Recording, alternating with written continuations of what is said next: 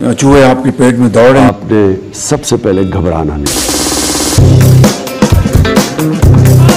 200 रुपया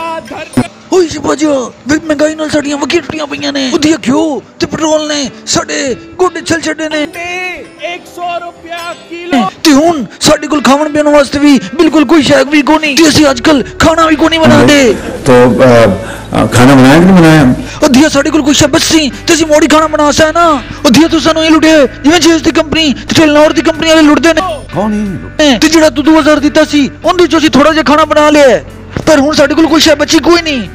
और खाना तो बनाया चूंकि आप उस वजह हुन साडे कोल और पैसे कोई नहीं हुन साडे कोल और पैसे ना मंगी असि पहले भी थोड़े लुटी जी हुए हैं तू आपे हिसाब ला ले कि साडे पल्ले कोई कख भी कोई नहीं। भी पता है कि तू भिखारी है तो भीख लाजमी मंगसे पर हुन सानू तू अल्लाह के नाम ते माफ कर। आप मुझे कोई अपना साहिब हैसियत खाने का बिल भी आप ही दे देंगे तो बड़ा अच्छा होगा।